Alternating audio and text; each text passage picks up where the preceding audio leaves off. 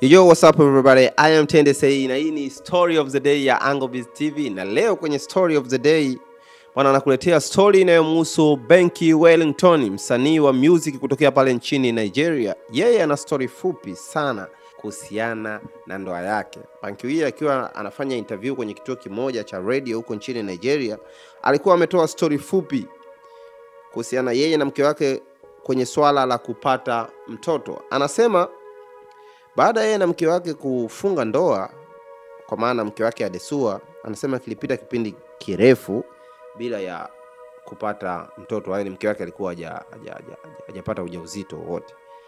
Anasema ilifika mahali sasa wote wawili walikuwa wanatamani kwamba waone kwamba wanapata mtoto ndani ya familia yao. Baada ya kufikia hatua hiyo, anasema tulianza mapambano ya kufanya hiyo in vitro fertilization zaidi ya mara 3, lakini haikuzaa matunda. Kwa maana walifanya mara ya kwanza, test mitambo haijatiki, wakafanya tena mara ya pili, mara ya 3. Anasema tumetumia pesa nyingi sana kuhakikisha tunatafuta mtoto, lakini ikashindikana. Yaani kipindi hicho mke wake ilikuwa ndio story ya mtaa. Yaani ndani ya miaka hiyo 4 watu wanazungumza, huyu mwanamke vipi ndani ya miaka 4 hajabeba ujauzito, inakuaje? Anasema jamii nzima ilikuwa inacheka kuhusiana na swala lao. Family members walikuwa wanamcheka, member wa familia yake, maana my brothers, my sisters, my auntie wanacheka kuhusiana na hilo swala lake na mke wake. Marafiki zake walikuwa wanamcheka sana. Anasema mara nyingi alikuwa anazungumza nao tu vizuri, lakini anajua akiondoka wao wanakuwa wanaongea tofauti kuhusiana na yeye na mke wake, wanacheka nyuma yake.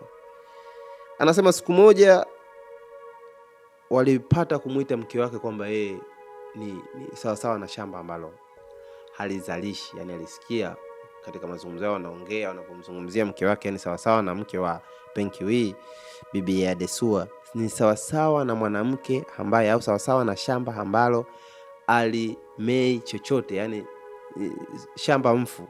Anasema kauli hiyo ilimuumiza sana, na kwa sababu anasema alitumia kila aina ya mbinu, nguvu kubwa kuhakikisha mwanamke huyo Adesua anampata na kuwa mwanamke wake wa maisha.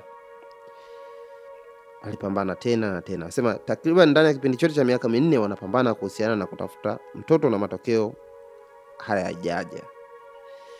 Anasema ilipita siku moja aliona amuite mke wake Adesua. Akamweka chini, mke wangu kaa chini na mazungumzo na wewe, nataka tuzungumze. Akasema sijali. Akaanza kumwambia mke wake sasa kwamba sijali namna gani tumepambana kuhusiana na kutafuta mtoto. Sijali pia mtoto huyu kama atakuja leo, mtoto huyu kama atakuja kesho, au mtoto huyu kama atakuja mwezi ujao, hata kama atakuja mwaka ujao, na sio tu mwaka ujao, hata kama hatokuja baada ya miaka 10, sijali kuhusiana na hilo swala, na ikitokea hajakuja milele pia sio issue. Ninachojali kuhusu wewe ni mapenzi yangu mimi na wewe, ni namna gani wewe ninakupenda na wewe unavyonipenda.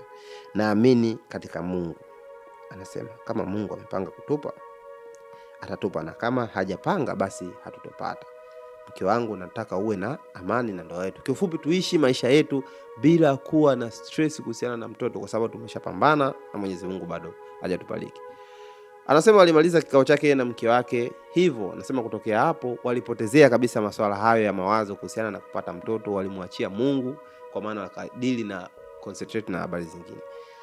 Anasema miezi michache tu baadaye ikaja kagundulika kwamba mke wake ana ujauzito. Banky anasema huo ujauzito ndio ulikuwa huyo mtoto ambaye sasa hivi mnamuona. Huyo mtoto mnayemuona kwenye picha hapo ambaye amembeba, muda mwingine huyo unamuona amesimama hapo, mtoto mwenyewe ndio huyo ambaye ampatikana kwa shughuli kubwa kulikweli yani. Sasa Banky akamaliza interview yake kwa kusema na kuwaasa watu kupitia maneno yake pia. Alikuwa anawaambia watu, anasema whatever you're seeking, seek God first and the things will come. Kwa maana kwamba chochote unachotaka kuomba, muombe Mwenyezi Mungu kwanza. Chochote unachotafuta kwa ajili ya Mwenyezi Mungu kwanza, lakini mtangulize Mwenyezi Mungu kwanza, na vitu vitakuja wenyewe. Yani vitu vitaflow tu, vitakuja tu, kwa sababu wakati wa Mungu hauna hauna makosa.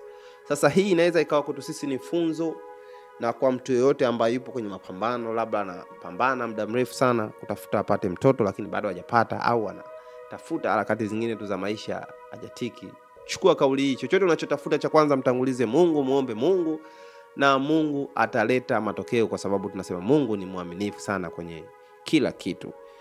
Sasa hiyo ndio ilikuwa story of the day ya Angobiz TV katika siku ya leo.